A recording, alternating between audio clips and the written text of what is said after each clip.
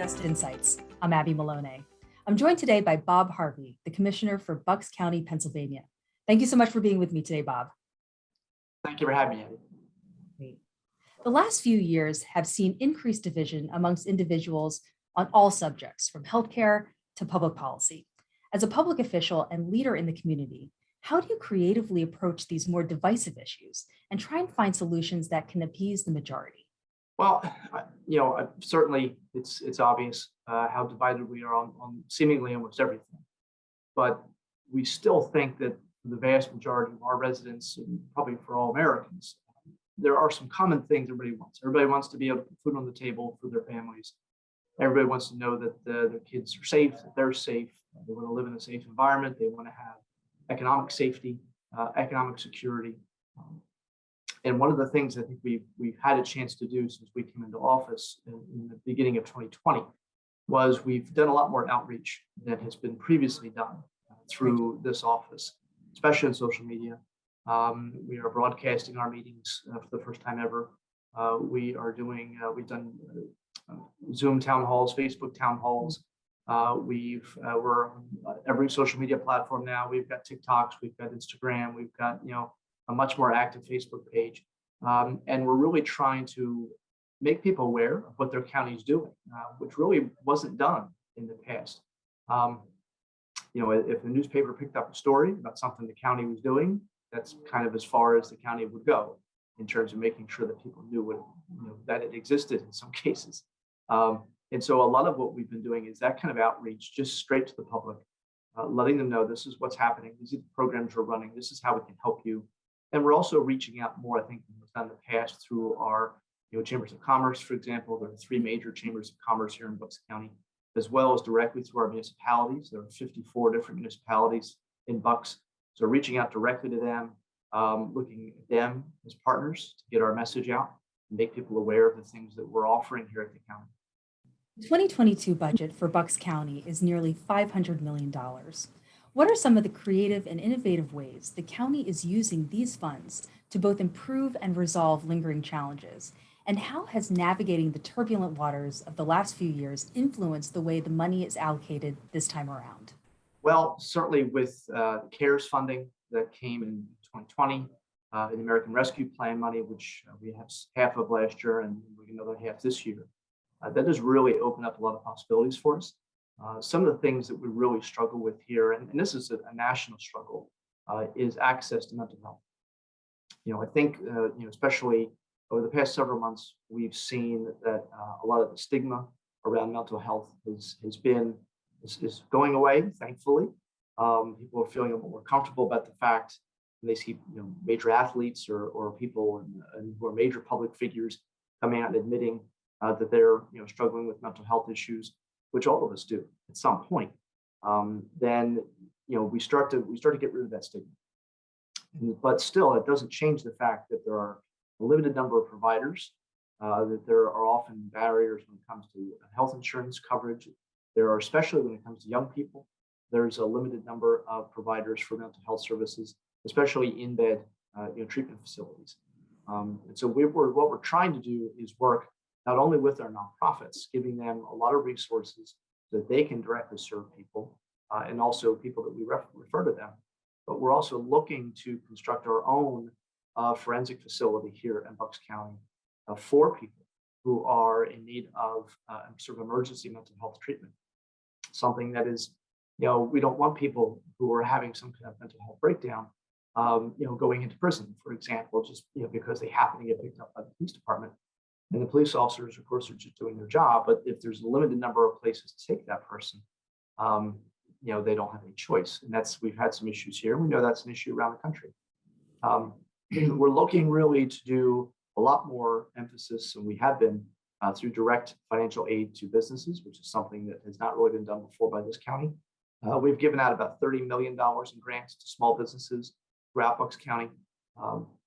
Somewhere in the area of 2,000 different small businesses have gotten support from this county over the past couple of years. That's something that obviously they're in desperate need of with the effects of the pandemic.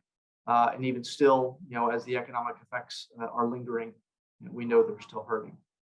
So we've really kind of taken an idea that approach rather that no idea is too big, no kind of alternative is too off the wall. Let's take a look at everything and see if we can make it work.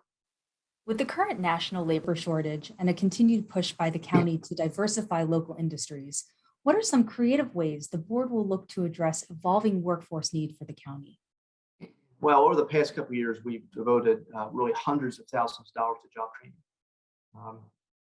Not only sort of, trying to attract people who are currently unemployed through our own work through what's called Career Link, trying to get them trained, kind of match them with employers, working through employers. A lot of people, they think of, this kind of, in Pennsylvania, it's called Career Link, and the county has Career Link that's designed to link people who are unemployed with some kind of some business.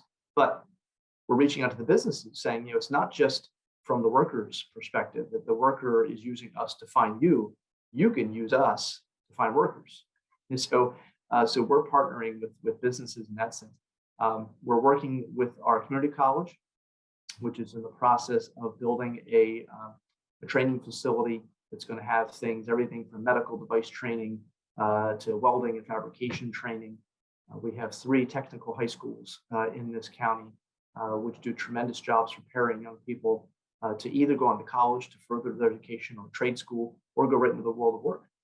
And so we're partnering with them and trying to make sure that, again, working through our chambers of commerce, if you're having trouble finding people who are coming out with some kind of a skill and you don't necessarily have the resources to train them, we can help you get those resources to train them, or look to your technical high schools, because you have kids graduating, hundreds of them every year, who have certifications, who are coming out with CNAs or with computer programming or computer maintenance degrees, or even when it comes to auto mechanics and things like that. So those are the kinds of things we're trying to do to help address the labor shortage. And it's a challenge even for us here at the county when it comes to finding people to fill some of the positions we have. So we're keeping an eye out for, if there are businesses that happen to be closing, we're on the phone with their human resources office as soon as we hear about it to make them aware that they can tell their employees who are going to be let go, take a look at the county and see what we have to offer. Lastly, how would you define creativity, and what does that look like for Bucks County, Pennsylvania, and the public sector moving forward? Well, I think I hate to use the cliche thinking out of the box, but it is sort of, everybody gets into, I think, a rut. They get into a routine with whatever it is they do, and once it becomes a little safe, once you get comfortable with what you're doing, sometimes the creativity is harder to find. Sometimes it's not as easy to try something new because what you've been doing has been working. I think the pandemic, if there's a silver lining, has forced creativity on not only governments, but businesses, schools, the entire country, the whole world has had to get creative with things like interviews for publications like yours. This kind of thing is something that certainly was done in the past, but not nearly as easily or as readily or as comfortably as it is now. Certainly, we've had to do that here. I think also the fact that in 2020, just literally 2 months before the pandemic hit, you had a change in government here in this county. So you had brand new leadership. You had the 3 commissioners. You had 2 who were brand new, including myself. You had a new COO. You had a couple other positions that were changed very early on. And so I think for a lot of people, for here in this county government, they started to kind of feel like, okay, there's something new going on here. Now, why don't we try something different? We don't have to keep doing the same thing over and over again. And we've been trying to emphasize that.